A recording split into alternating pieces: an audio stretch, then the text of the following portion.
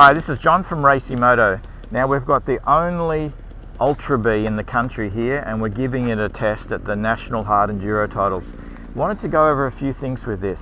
So the good points are the ergonomics, the seating arrangement, the height are all good. It's more like a motorcycle rather than the Surron X. So handlebar height is perfect. All of the functions, the levers and brakes are really good.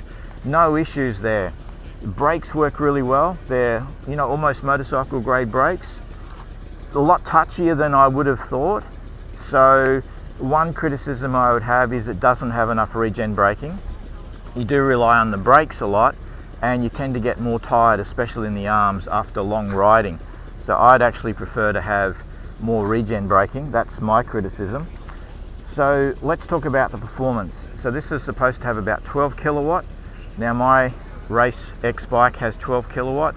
I would say this is probably almost as quick. It might just be the weight. At 85 kilo, it's a lot heavier than an X, so that might just be enough to take that little edge off it. Plus you're running bigger wheels. So performance-wise, it's a lot better than an X, and it's almost up there with a souped-up X, if that makes sense. Suspension-wise though, much better. Although the downside is the wheels. So it comes with a 1919 standard tires. We tried riding them in these harder conditions and they just don't cut it. So what we did quickly is we put on a 19-inch knobby rear, but the problem with the 19-inch rears is there's a limited choice and there's nothing that's really good. No gummy tires or anything that's real good enough for this sort of condition. So recommendation, 18 on the back, 21 on the front. That is going to change this bike.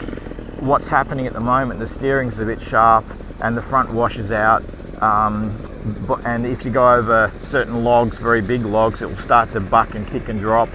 So those little things would change the dynamics of this bike. So definitely an 18, 21 inch setup would be a lot better.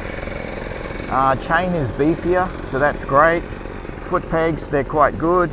There's not much to upgrade on this bike. The ground clearance is not up to like a normal, Sherco KTM Beta.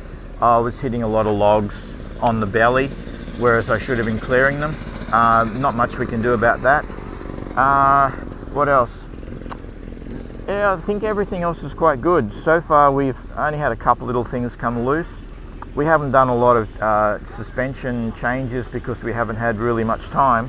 But overall I like it. I'm not as comfortable on this yet as my bike, but it has potential. With a bit of sorting out, the wheel changes, a few tweaks, that would be great. I did find on the hills the extra weight is a bit of a challenge. If you get out of step and you're trying to lift the bike up, yeah, you notice the extra 25 or 30 kilos. So anyway, but that's still a lot lighter than a gas bike. So, all around, I think this is going to be a hot seller. We've had a lot of people ride it, including Australia's #1 hard enduro rider, and he said it's trying to be a real bike, but it's getting there. We're getting closer. So hats off to Surron, good job. But as we test it, we'll see what else comes up, see if there's any other problems. We did have a problem yesterday with one of the switches that did cut out, so just little things. We'll see how it endures. But we know the X survives a lot, so hopefully this is made just as well.